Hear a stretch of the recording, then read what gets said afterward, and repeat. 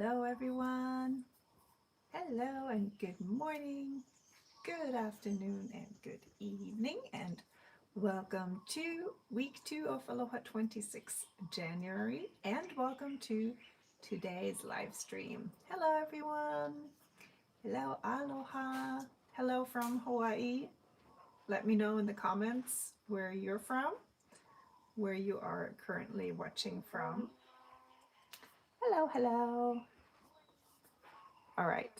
So there's always this little lag between the time I press the start button and everyone being able to see me. So that's why I do all this hello and waving for a while. So today we're going to paint an octopus. So in this week's prompt, this is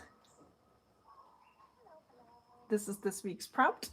The overall theme this month is ocean animals in Hawaii. I was looking for reference photos for the specific he'e, Hawaiian for the day octopus, but I couldn't find any that were copyright free. So I found another reference photo of a octopus, the one that I sent you in the newsletter as well, and I kind of just changed the colors completely. So we're gonna do purple and orange today, which are not representative of the actual octopus. And because I'm using wrong colors and I'm using them for a reason, we're also going to talk a little bit about color theory today. So I brought us a color wheel, and it's not going to go in depth. I have other videos here on my channel that talk more about color theories and mixing colors, but I thought this would be a good opportunity for you guys to learn a bit about color theory in case you're new to this. All right. And also, if you're new to this channel and new to my live stream, welcome, welcome. I'm so happy you're here.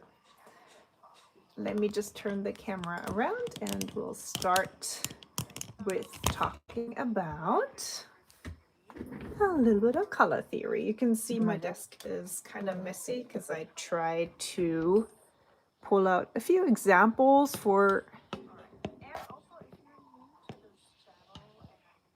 the for my little color theory talk. Wow, this is so weird. I kind of feel like I can hear myself talk, like an echo on my phone.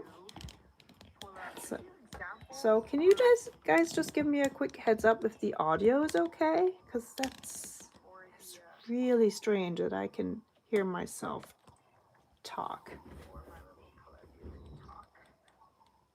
Wow, that's strange.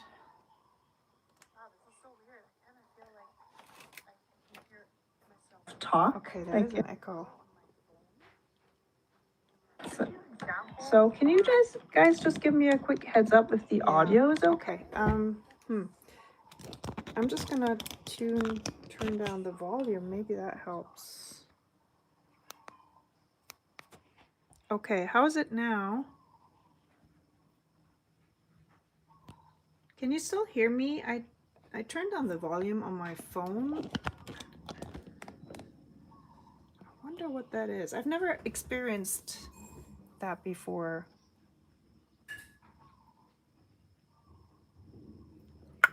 Okay, thank you, you guys. Looking over to the chat. Hello, everyone. Oh, there's so many names. Thank you for tuning in today. That's so lovely. All right, you guys. So, let's start with another octopus I drew yesterday. So, this is this one. And as you can see, I used different colors. So with this one, I stayed within the red range of hues. So I have this peachy color, and then I have this Bordeaux and a little bit of red here as well. And then just some tiny bits of this sage green, but it's almost not visible. And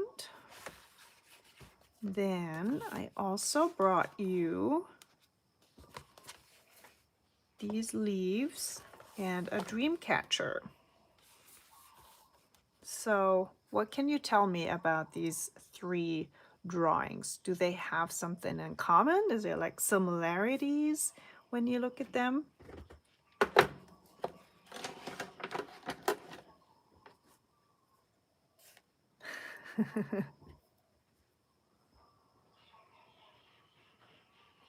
Okay, Sue says, better. Do you have the sound up on 2 devices? I've come across someone else echoing because of that. Yeah, exactly. I've had that problem too. One time my mom was in the same room with her phone echoing back. So just turning down the volume on everything really helped. I've just never experienced it on my own phone. That, you know, my own phone that I'm recording it with was the culprit.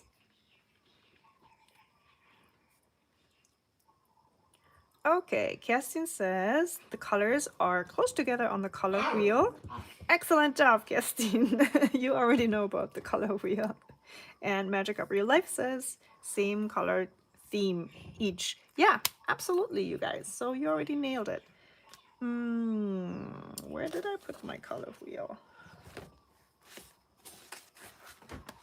I just held it in my hands. Where did it go? Here it is. So here we have a classic color wheel. So when you look at the octopus here, we're staying within these colors. So in technical terms, this is called analogous colors, just meaning the colors sit next to each other on the color wheel.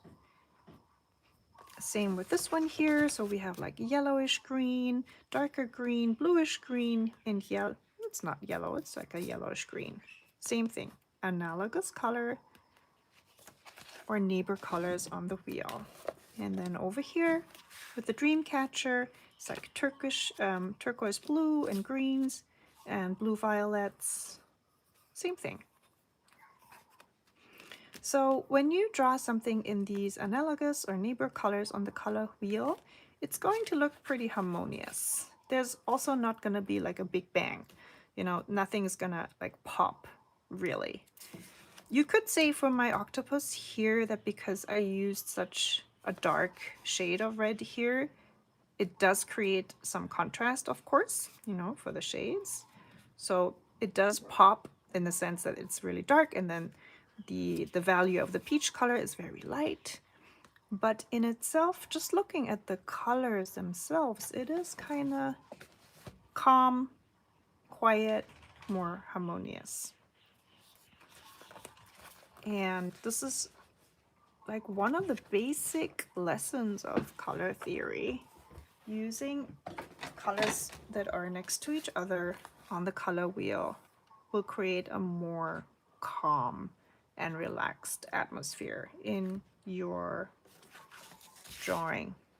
This is similar here, even though, as you can see, I used pink, which is you know, a color variation of the hue red. So pink and like a purplish red here and blue. So they are kind of adjacent to each other as well on the color wheel. I do think that there's a bit more of a contrast because of the fact that there is red present and also blue, and those are starting to be kind of opposite on the color wheel, but I'll talk about this in a minute. So for the same theme, I also made tiny mini octopuses just to bring that point home. So again, you know, we have yellow and orange next to each other on the color wheel, and then all these colors are next to each other on the color wheel. Okay, next step, like next point, as a contrast, if you choose colors that are not next to each other on the color wheel but opposite, those are called complementary colors, and they do something really different with your painting. So let's just compare. analogous colors and these are opposite colors. So right with these swatches, you can see that there is much more contrast just using these different colors. So we're not talking about how light or dark they are, or you know, the saturation. They're all about the same saturation. I use the same amount of pigment and water for all of these swatches, but there is way more contrast when you look at these little octopuses here than when you look at them there. I mean, look at this one, for example, the orange and red one. It's almost, you can't hardly distinguish between the body of the octopus and then those little parts in here. Over here on the side, it's very clear. There's a sharp contrast. So in the design world, using the so-called complementary colors, the ones that are opposite on the color wheel, will very quickly lead to a pop of color. I have another example here. For example, for this bird, orange and green always make for good color contrast. So orange and either blue or green. I have to say there are direct, like complementary partners on the wheel, but if you use a color that's very close to that, you'll have a similar effect of the color popping, of the color contrast. So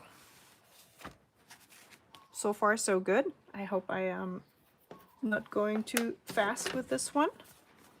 Today's octopus. So when we go back to our color wheel again, this is kind of like a bluish purple here. So we're somewhere in between these two colors.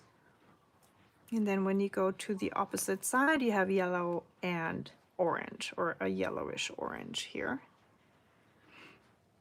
So this is why this octopus, you know, why the colors pop so much. If I had drawn this, let's say in purple and blue, it would be a totally different story. It would look more harmonious, but the individual parts wouldn't be as distinguishable as well. So I think it really depends what you want with your painting. You can, if you like, also pull out your colors and just try out a few mini octopuses and see what color combo you like. You don't have to do the same color combo that I'm doing today. If you want a more quiet, harmonious painting, then you could maybe just go for some variations of blue and purple. And if you want your colors to pop, you could also do like green and red, or blue and yellow, for example.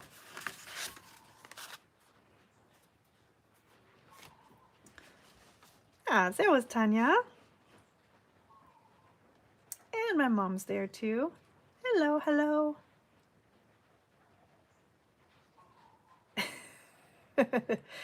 My mom wants to know why octopus are so clever and intelligent. Yeah, we talked about that when I had my last video chat with my mom. We talked about octopuses because I had just listened to a podcast which was very fascinating about octopuses, but we'll do all the fun facts later. I'd say let's start painting. Okay. Wow, I have lots of stuff on my desk here. Today, I will be using this Strahmore mixed media sketchbook that I started last week for prompt 1. That was the humpback whale. So this is a soft cover sketchbook that was kindly gifted to me by Marie from Australia. But this is actually an American company. So if you're located in America, this would be fairly easy for you to obtain. It's mixed media and it's cotton paper. It's quite thin. It's only 90 pounds, 190 GSM, but for me, it's been working really well. The octopus I painted here was done on Constant XL, which is one of my absolute top favorite sketchbooks or sketch pads, because it can take almost any medium. It's really inexpensive too, so that makes it a great purchase and a great sketchbook to have at hand. I use this for so many different things, you know, testing out techniques or just doing quick sketches. This is actually my go-to sketchbook for almost everything, other than the Royal Talens, which I also use a lot. But for more wet media, I highly recommend this. Okay, and let's move things around here a little bit. And I will be using my size 8 Alohawatercolors travel brush. I have watercolors here with me. So my original painting was done with a orange called Alani. Alani actually means orange in Hawaiian. And this is a Naples orange. Today I will be using Akepa, which is a, what's it again?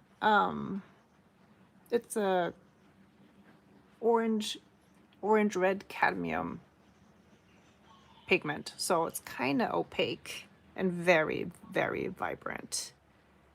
Then in my newsletter, I said I'm gonna use the color Ukiuki.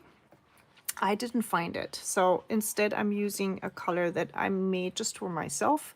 It's an ultramarine purple.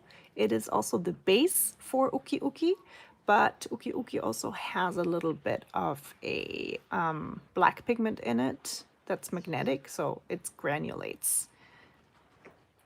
Any purple you have at hand, any orange you have at hand, seriously. You do not have to have Aloha watercolors. So I'm just saying the names of the colors in case you want to paint along and you have these colors at hand. And then I'm also going to use a indigo Carandash Neocolor 2. That's a water-soluble crayon.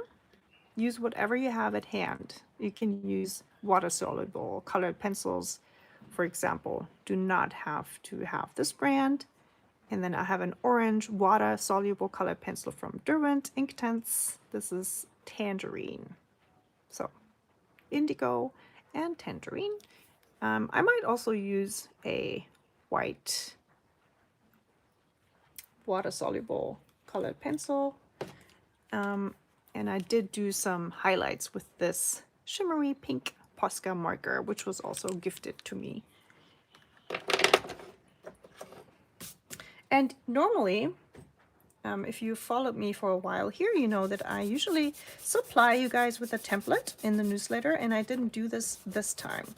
But don't worry, we can pull this off today, freehand. But if you really feel uncomfortable doing that, then please go ahead and do a sketch. I really do not mind at all. I just thought, let's try something else today.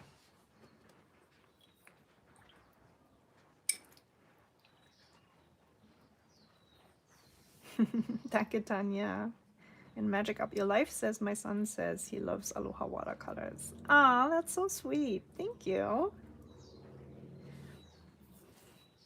Okay, oh, you'll also need a little ceramic mixing palette, just so we can dilute our colors at first. So I'm going to start with picking up a little bit of my orange. See if I can put it all on screen.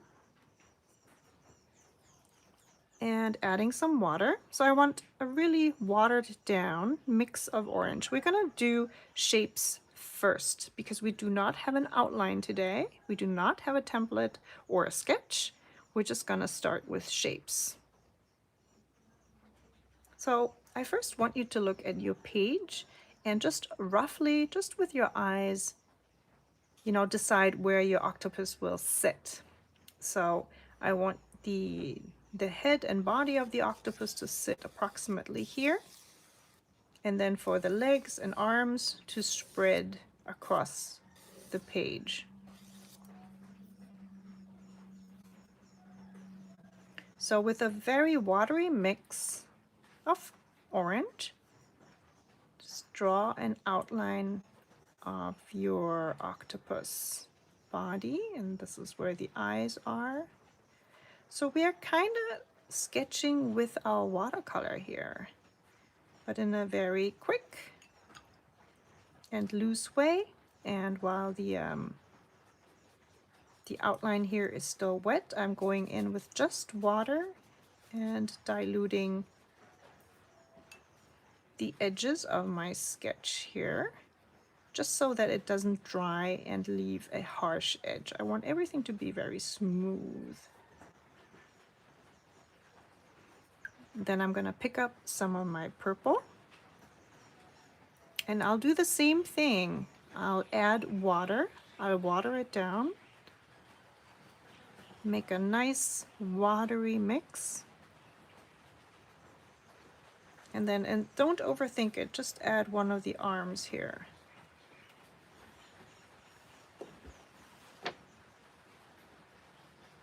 And then go all the way down on your paper. Do a little squiggly circle, and then bring your brush up and into the body of your octopus. So any of you having trouble with this, let me know in the comments. Let me see if I can if I can help you with that. Then we go to the corner of our paper and do another squiggly circle. And make sure you don't paint the arm straight back to the octopus. You want to kind of have it go, you know, and do a little meandering back to your octopus.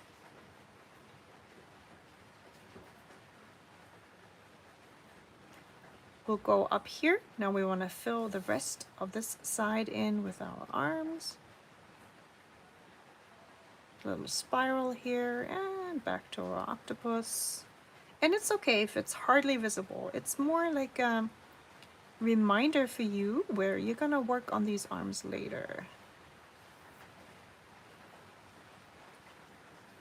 And also you probably realized I didn't paint all 8 arms. These are just 6, because usually the octopus has, you know, a couple of the arms in the back somewhere stashed away. So don't worry about that. You do not have to paint all 8 arms and legs. I'm saying arms and legs because that's one of the things that came up in that podcast, that the scientists used to think that all of these extremities are called arms or act like arms, but apparently after some research they found out that octopus use 2 of their arms as legs to like walk on the floor of the ocean or walk across corals or rocks or whatever. It's, yeah, one of those amazing things. Back to the head and body. I went back to my purple. I'm adding a little bit more pigment. And I'll drop in my paint here at the bottom of the head.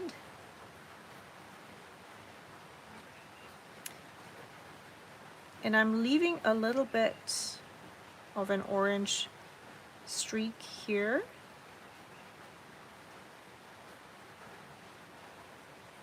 And in the next step over here, I'm gonna already define where the eye of the octopus will be. So make sure you do not paint over everything here, but kind of leave a little bit of a circle or elliptic shape open, because that's where the eye will go later.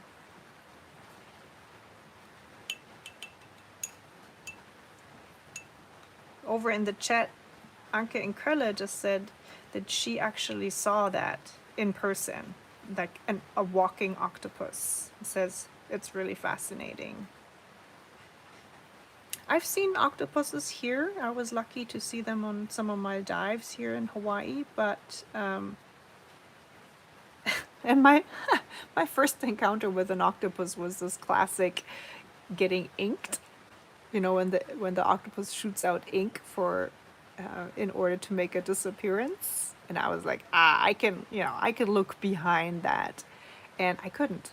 It was fascinating. I really got inked to the point where the octopus disappeared, and I was none the wiser. I have no idea where he went. It was really fascinating. And it was just a small octopus. I mean, just this big, and boom, the ink cloud came into my face. I deserved it. I was pestering him. Do not do that. Just leave him alone. Okay, while I talked story here, I re-wet this part of the octopus just with water. And I'm applying some purple paint here.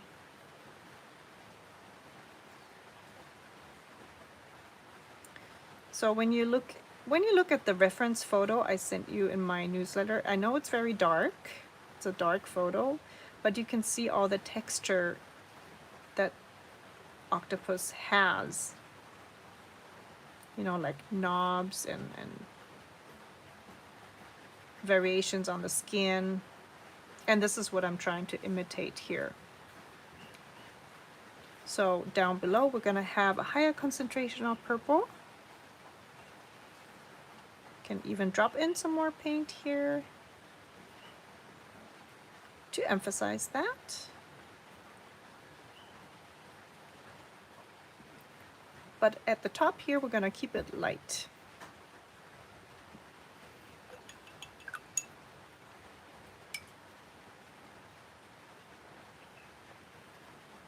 Okay, so let's work on some of these arms and legs.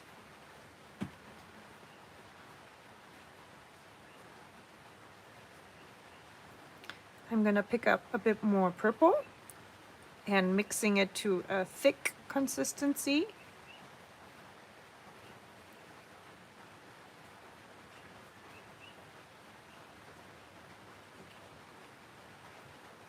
And starting here on the bottom side of the eye, I'll drop in some more purple. And you have to take a look at which parts of the arms are already dry for the next step. So I want to add a few more strokes to my arms. For this step, it doesn't matter if the paint is still wet. You can just go over everything one more time. But you see, because this part here is already dry, I can create some crisp edges and a little bit of a definition of these arms here.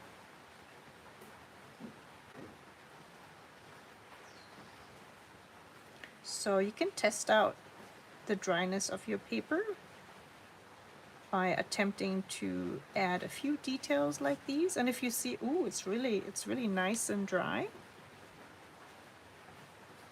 just continue and give the arms a little bit more of an outline. And you can see here I'm keeping it really loose. I'm not drawing my lines all the way through. I'm kind of just going around, adding different strokes, thick ones, thinner ones. So I'm also utilizing the tip of my brush by holding the brush upright. And I know that especially for beginners, this is really tricky. Holding the brush like this feels very unnatural, especially when you're used to writing, for example. You hold your writing tool like this. So I do know it takes some practice, but 2026 is a good year to practice more and maybe even practice holding the brush in different ways and just finding out what that does for you in your drawings. So I'm very gently adding some circular and elliptical shapes here to the octopus arms, adding some outlines. If your paper is still really wet, you can also use a hairdryer. Carefully make sure that you don't blow your paint all across the paper. Been there, done that. That's why I'm saying it. All right, then for the next step over here, we're gonna draw a line across. So all the octopus arms and legs are connected with a skin. It's like a tent. You know, they really do look like a tent when they float in the water, almost like a jellyfish, you know, this motion. And then they spread the arms and legs and it's like a tent. It looks really cool. So that's what that is. That's where we draw the line across here to indicate how the legs are and arms are connected. How's it going, you guys? So for all of you who are painting along, you having trouble, you having fun, let me know. If you're having trouble, what's troubling you?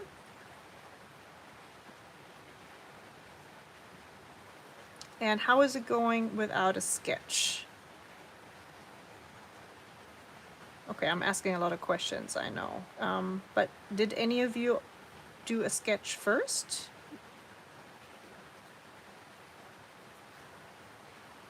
Totally fine. I'm just curious.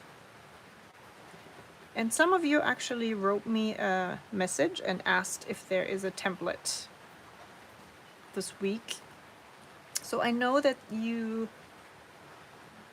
definitely a few of you asked for a template, or wondered about a template, I should say.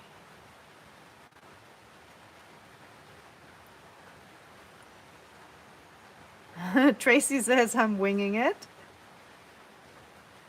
Magic Up Your Life says, since we are already in bed, we do a sketch and paint tomorrow. Nashun Creative says, lots of fun. Good. I'm glad. Yeah, I do love loose paintings when you don't have a sketch and you just kind of try understand the shapes, the overall shapes of what you're painting.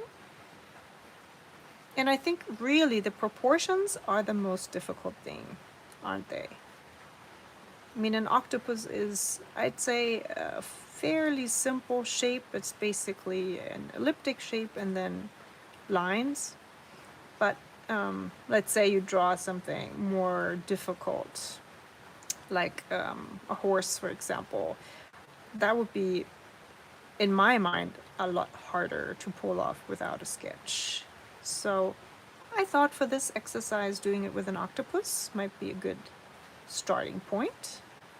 And if you enjoy this kind of winging it and loose work, then just try maybe with some fish. That's also a good subject to paint loosely without a sketch. Corals.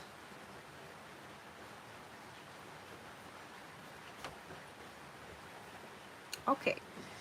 Now when we step back and look at the octopus, I can see that there's a lot of purple going on up here and a bit less down here at the bottom. So I want to make sure that I have a good distribution of light and dark, or intensity of color. So I don't want these legs to be standing out too much. So I will be adding a little more purple down here. And as you all know probably already, the more layers you add, and even if it's the exact same color, the result will be darker. So you do not have to add black to make something darker. You can just add multiple layers of the same color to achieve a darker effect here.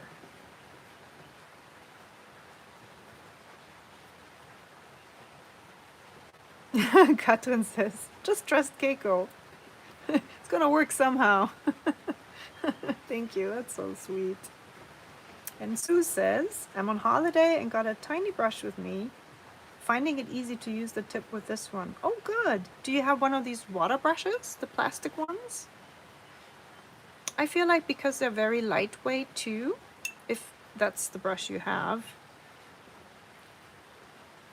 it's easier to hold them upright. This one is kind of heavy, so I think it adds an additional hurdle of difficulty to holding it upright. Okay, make sure you don't dip your hand into those parts that are still wet. Let's go back into the head of the octopus and add even more purple. I want this bottom part to be nice and dark.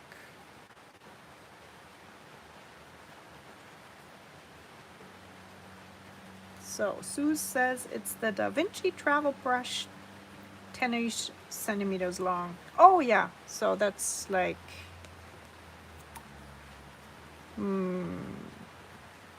like this long. This is a really short, stubby one. Yeah, definitely if you don't have the weight on the back, it would be much easier to hold a brush that's pretty short. I honestly do not like brushes with long handles. I really try to avoid them. Whenever there's a short, a stubby version of a brush, that's the one I go for. I just can't really work with the long handle brushes. And I know that a lot of artists love them, especially for acrylic painting. I think it also looks really fancy, right? You're standing at your easel and you have like a long brush. It looks really fancy. It's just not me. Give me a short brush any day. Okay, Nina says, making it difficult for myself by doing this wet in wet technique in my Royal Talents. Oh my gosh, Nina, that's so difficult. But it's fun, she says. Ah, I love it. But you're making it hard on yourself, that's for sure. So if you don't know Royal Talents sketchbooks, they have very thin paper and they are not really made for watercolor. So doing wet in wet watercolor in the Royal Talents, it's gonna be tricky. This is the Royal Talents. See how thin the paper is? Yeah. So it's great for like dry media, but for doing wet on wet watercolor, I've done watercolor in this one too, but I usually use less water. But as long as you're having fun, this is great. I just don't want you guys to get frustrated. Okay, let's head over to our orange. Also, man, it just started to rain real hard over here. Can you hear that? I wonder. I hope it's not messing with my audio too much.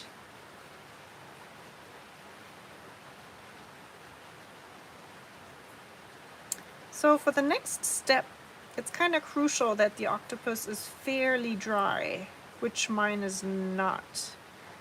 It is, however, dry here and here. So I'm going to demonstrate the next step, but I also advise you to wait until the purple parts are dry. So now we're going to paint the tent. This is not the term for that, okay? I'm totally making this up as we go. It's just because it reminds me of a tent. This is why I'm calling it that, but there is, I'm sure, a scientific term for that. Connections between the arms and legs of an octopus. Ooh, I do like this orange. I'm not sure if the camera can pick this up, but it is a different orange than the one I used here. This was more of a yellowish orange. This is more of a red orange. It's a tiny difference. I'm not sure it actually shows up that well. But yeah, man, it just creates such a nice contrast. Okay, I'm gonna go in very carefully over here. I'm trying to not touch the purple so it doesn't blend If you don't mind those blends, then by all means, you know, you can see, just force it even, go in here, let the colors blend and mix. However, and this is something I didn't mention before, whenever you mix complementary colors, you will get a muddy, like a muddy brown, or it's very likely that the blends of these colors create more of a brownish color. So if you want crisp, bright colors, try to not do too many blends with these two.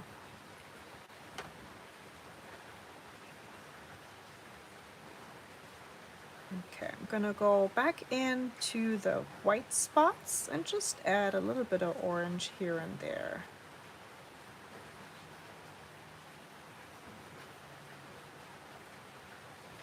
In my original painting, I also did a lot of this with my colored pencil later on and my Neocolor. So it depends a little bit if you want to go in with mixed media later or if you want to do everything with watercolor.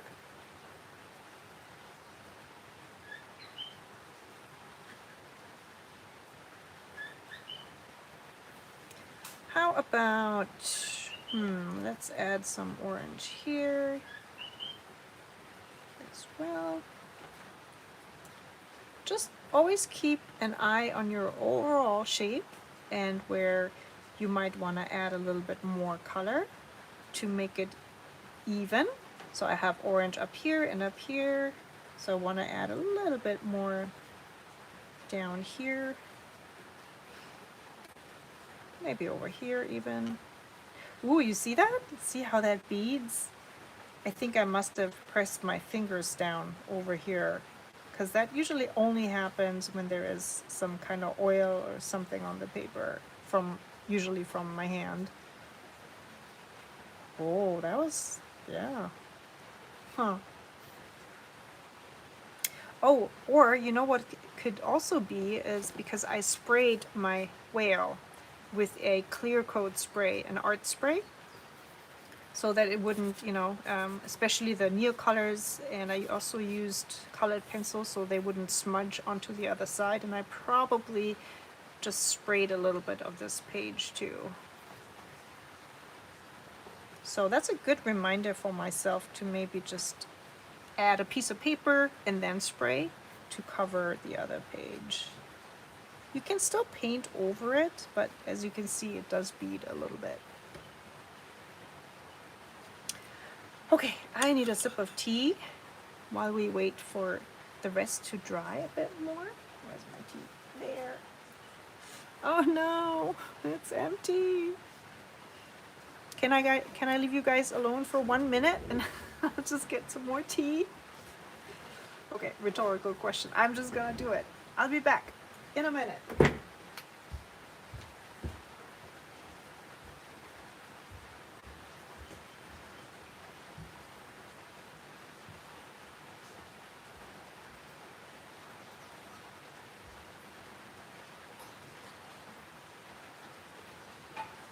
Okay, coming, I'm coming. Got my tea. Green tea in the morning. Ah, love it.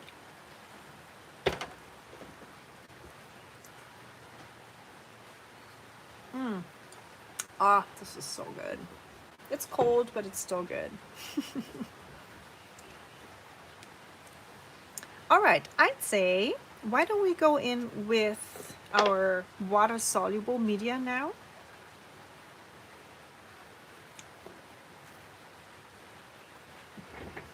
Because parts of the octopus are still wet, but this is a good opportunity to add some more texture, to add some color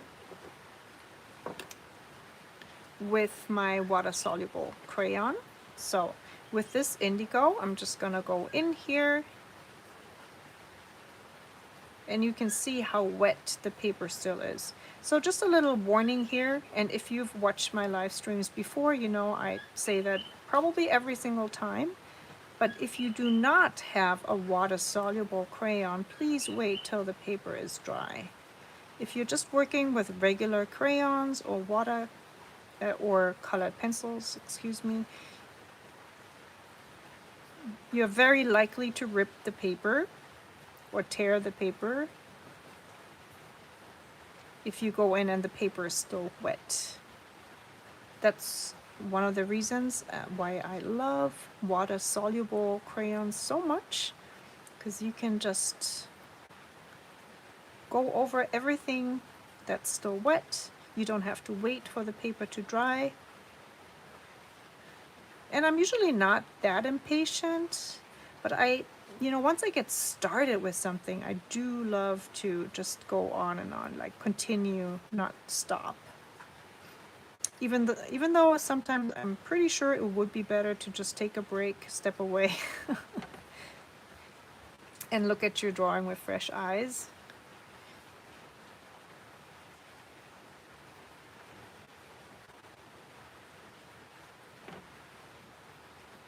And again, just a little warning, make sure you don't dip your hand into those parts that are still wet. So this is why my hand looks a bit funny sometimes, right, when I draw, because I'm kind of spreading my little finger apart to keep distance from the paper instead of putting my palm down onto the paper. Okay, let's add a bit more, few more dots up here.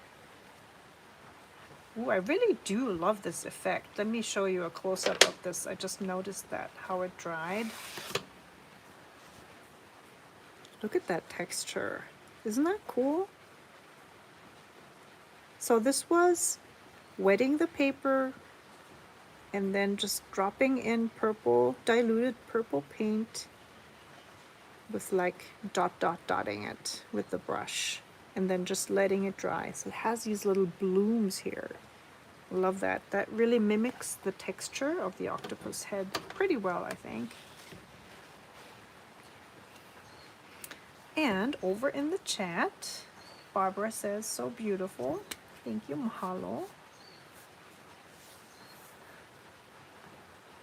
Mom says, 1, 2, 3, 4, 5. Ah, you're already back. Guten Schluck.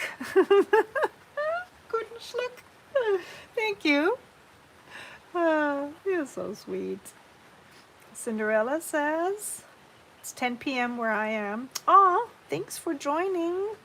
That's really late. I'm sorry. That is really late, man.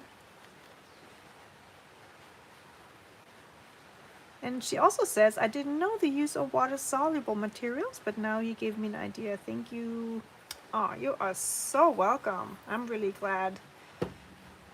I feel like I repeat myself a lot in these live streams, but then of course, if you're new around here, you might never have heard of it. So I'm glad if I can give you a few tips. Tracy, this is not the time. Oh my God. So Tracy is Arctic Tern here, by the way. And she just wrote taco poke. So for all of you who don't really know what that is, taco means octopus in Japanese. And here in Hawaii, we do have a lot of Japanese people. And therefore, quite a few items of food in Hawaii are or go by their Japanese name, which is really interesting. Another example would be soy sauce, which is being referred here in Hawaii as shoyu. Shoyu is also Japanese for soy sauce. And poke is a Hawaiian style dish where you eat raw fish, similar to sushi, but you have it in chunks. And it's marinated, and you usually eat it with a bowl of rice, for example. Not necessarily. You can also just eat poke plain. So now put these two words together. Octopus poke is it's for eating. And I had this experience when I searched for reference photos for octopus that, of course, you get both the living animal and then you get the creature as, a dish or in a dish. So that's why I cried Like, no, not now. I personally am not a big fan. I do, you know, I do eat it, especially when I'm in Japan. But it's not, I prefer drawing them, let me put it this way. And especially, man, after after listening to this podcast, I was so amazed. They did research on, I think, general research on octopus and the intelligence of octopuses, and it was really mind-blowing. The way they can use tools without being taught, the way they solve puzzles and riddles. And while I have been talking all this time, I switched to my Derwent Inktense Tangerine water-soluble colored pencil. And again, I can't emphasize this enough. You do not have to have this brand that I'm using. Just use whatever you have at hand. But again, if you're working on wet paper like I do, it's really advisable to use a water-soluble crayon or water-soluble colored pencil.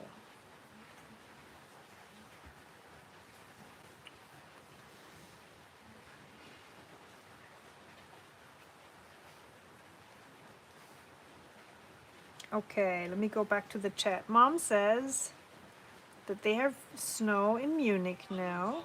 Really beautiful. It's kind of a change of topic, isn't it?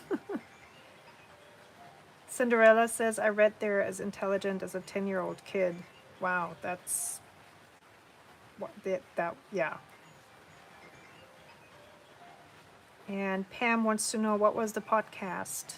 Ooh, good question. I think it was Radiolab, but I'm more than happy to put the link to the podcast in the description box below after the stream. Very happy to do that. I have to find it first. Tracy wants to know if I've seen the movie My Octopus Teacher.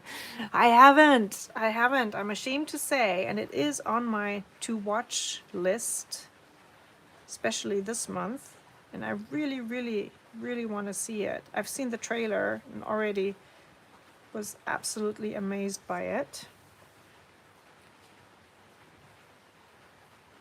Sue says, I wish I brought my Durant with me. The water-soluble pencils I did bring with me don't have a decent orange in them. You know, you can also try to work with red. Or, you know, you could just also put an emphasis more on the bluish and purple tones here.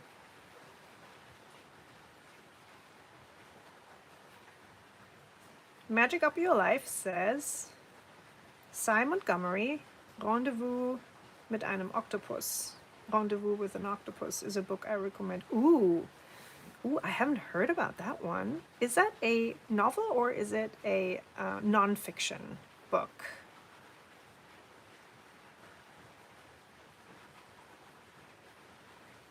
And Anke says she'll never eat octopus in her life again. Yeah, this is what I hear from everybody who watches that movie, My Octopus Teacher. It's like, no more octopus after watching that. Maybe it is a reason why I haven't watched it yet. No, I'm just kidding. I just really don't fancy it that much anyways.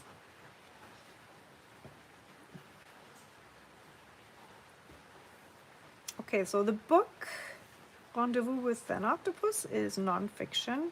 Oh, great. I love it both. Fiction, non-fiction. I read everything, but I'll put that down in the description too as your recommendation.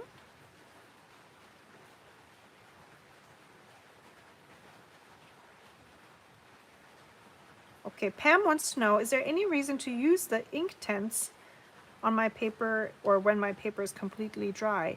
You can, of course, absolutely use Inktense on dry paper as well. There are some colors, there are some Inktense that show up very differently dry and wet. So what I mean by that is, for example, this is totally not related to our drawing today, but this is the Deep Rose Inktense. So it looks kind of brownish purple when it's dry, but as soon as you go over it with water, it turns into this pretty bright pink, I'd say. So if you kind of want to,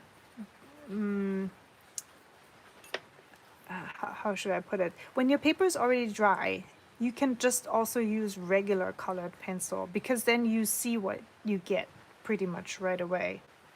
And the Derwent, they might not always show up in the same way when they're dry. So yeah, and they're pretty expensive too. So if you have more affordable regular colored pencils, you know, there's no reason why you shouldn't use those on dry paper.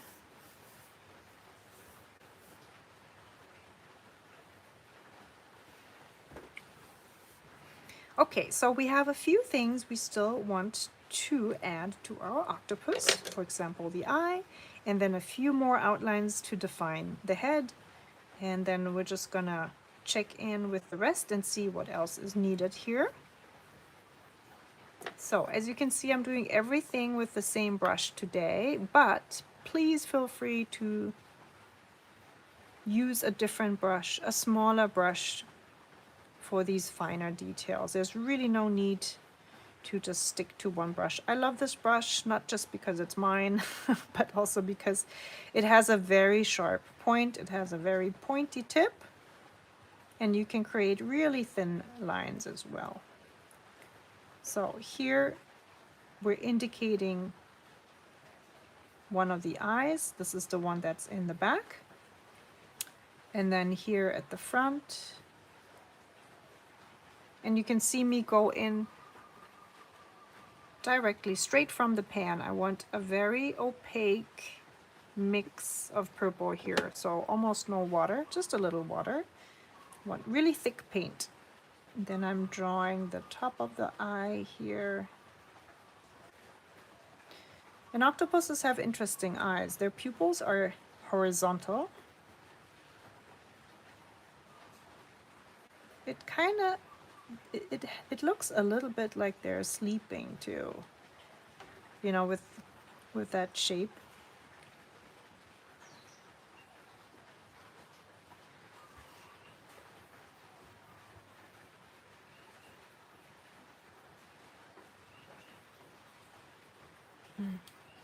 Okay, over in the chat, we're still talking about the Derwent Inktense. She says the Inktense are supposed to be waterproof once they were wet and then dry. Yes, that's true. So for this swatch here I just did with the Derwent, as soon as this dries, you won't be able to reactivate that. So it's a big difference to regular watercolor. If you paint with watercolor and even after it's dry, you can go back and re-wet it and move it around and see how that re-wets. But with the Inktense, they really are waterproof once they're dry. This is not true for just this swatch. This is dry. You can activate that, but once you draw with water over it, and then that water patch dries, and that's waterproof. So they are very, very unique colored pencils. I have not come across any other colored pencils that behave like Derwent Inktense. So they're a very unique brand for having figured out something like that. Doesn't mean there aren't others that exist. It's just that I haven't heard of them. And I do, I do love the color range of Derwent. So they have some extremely interesting greens and purples in their colored pencils. Okay, so let's take a step back and just look at our overall octopus. I'd say there is a good balance between having oranges here, maybe a little more down here.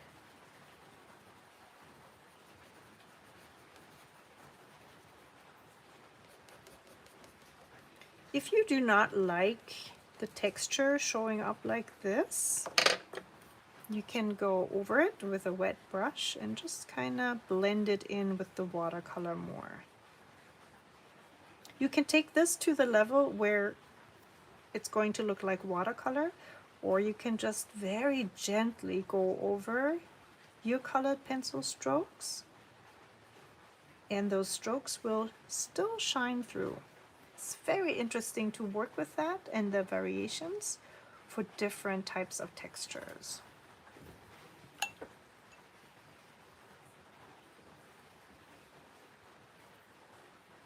Same thing with those Neocolor too. They are water-soluble crayons, so I could go in here. Let's make it a bit more obvious. I'm gonna add a few more dots up here, and then with my wet brush, go over them and blend them in with the watercolor.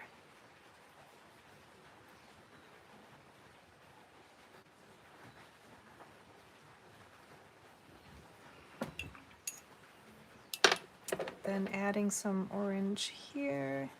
I do not have the reference photo with me right now, so I can't quite recall why I added the orange here. I think it's just to indicate that this is a different part of the octopus head.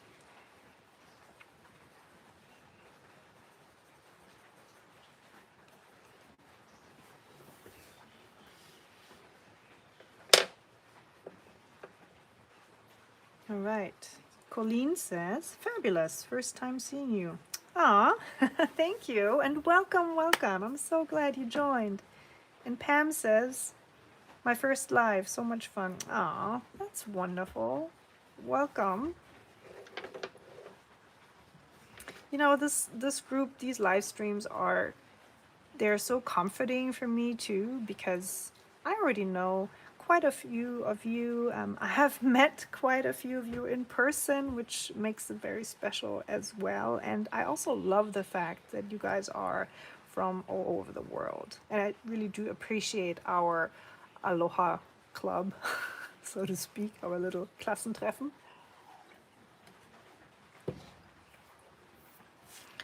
And I do, of course, hope that, you know, you have some good takeaways from these live streams.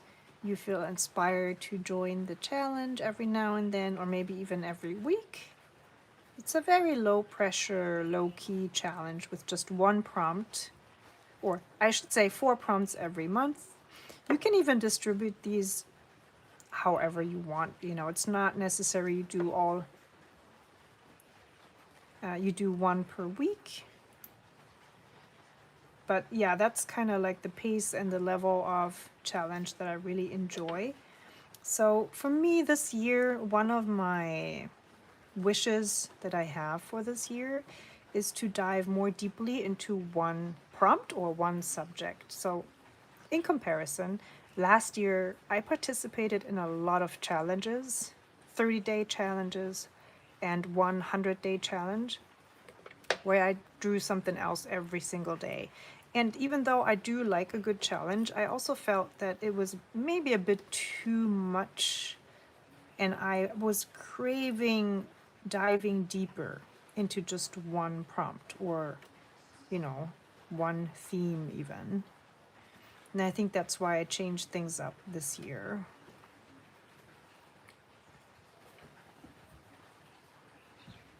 Okay, here we go. And I'm gonna just do a few more swatches up here. I didn't even use that pinkish color, and I have a swatch up there.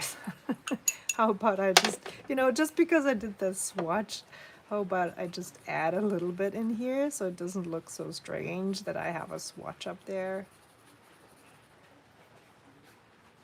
Coincidentally, I chose a color that actually goes really well with this. So let's add a few highlights, a little more texture with this. This is a, what did I say? Deep Rose Derwent. Very nice color. Okay, and to come back to what my mom said in the beginning of the live stream about the intelligence of octopuses, there was something very interesting So what they tried to describe, I think it was in that podcast or in another one I listened to, was that an octopus does not only have a central brain, like for example humans do. You know, we all have one brain in our head, and that pretty much does everything for our body and our mind. An octopus not only has a brain in their head area, they also have a nervous system that's not exactly a brain, but a nervous system that is located in every single arm and leg. And they function for themselves too. I think that's the really mind-blowing thing. Imagine you have like a tiny brain in your arms and legs too.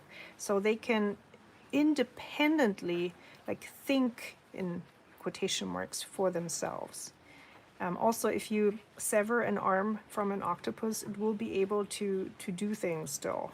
Which, okay, now we're in like total like in a different realm. I know, but I just found this so fascinating. Just the concept of not having this type of brain. Isn't that fascinating? That this animal has a totally different way that it's built, you know, that the nervous system is built. Yeah, to me that's really mind-blowing. And you know, when you're an octopus, you can actually say, all my 8 or 9 minds are blown. Isn't that funny? It's not just one, it's like all of them. Okay, and then I'm gonna add a little note down here.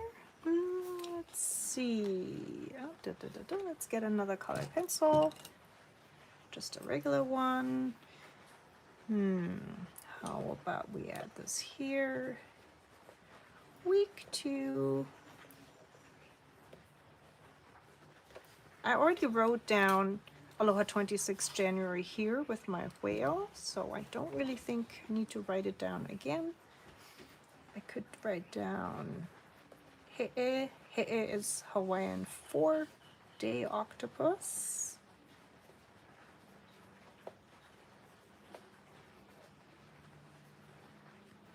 And how about the date? Where is my date stamp? I really have too many things on my desk, but I found it. Here we are. Here it is. So it's the 9th of January today.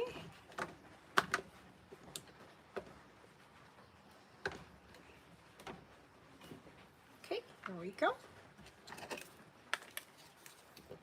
All right, so you guys, remind me again, I mentioned earlier I'll put stuff down in the description box. So one was the podcast, wasn't it? The octopus podcast. I'll just write this down so I don't forget. Octopus podcast. And I was also going to write down one of your book recommendations from the chat. And maybe even that movie we talked about, My Octopus Teacher, even though I have not seen it yet. And was there something else? I'm not sure that I was gonna write down.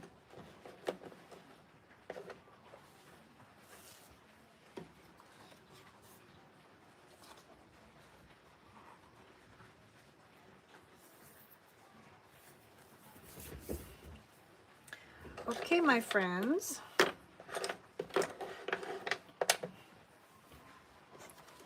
This is it for today's live stream. I really do like both versions. I find it interesting that this is more of a reddish orange. I'm not sure which one I like better right now. I do love them both. I guess they're also too similar to really find much of a difference. In all of my live streams, I usually do a comparison between the live stream result and the one I did before, but I really think these are very similar. So I love them both. Yeah, I mean, honestly, I mean, do you have a preference? Do you like the yellowish orange better or the reddish orange? I really can't tell. I'm like, it's all fine. Okay, so next week's prompt is going to be the honu, the Hawaiian green sea turtle. And I actually have a tutorial here on YouTube. If that's maybe something I could link for next week. So there won't be a live stream next week or the week after. The week after we have this prompt where we just draw a lot of ocean animals on a double page or on a single page. And just as a tip for that last prompt in the month, you do not have to go into so much detail. You can literally just take a pencil and do little doodles of corals, fish, other sea animals. They don't have to be Hawaiian sea animals either. Just do whatever you feel like doing. You know, you can draw whale sharks too, or really dolphins, whatever comes to your mind. But I will next week link my Honu tutorial on my Instagram stories and on Instagram, and I'll also leave a link down below to that if you already want to have a look at next week. And then the next live stream will be in February, and I won't tell you about next month's theme yet. It's too early for that yet, but we'll have 2 live streams again in February. Until then, I hope you have a very wonderful start into the new year, and I hope you enjoy painting octopuses this week and more ocean animals next week. And as always, I would highly appreciate it if you leave me a thumbs up if you had fun today, and maybe even a comment down below. That really helps my channel. Thank you so much, and I'll see you next time. Happy creating, and aloha!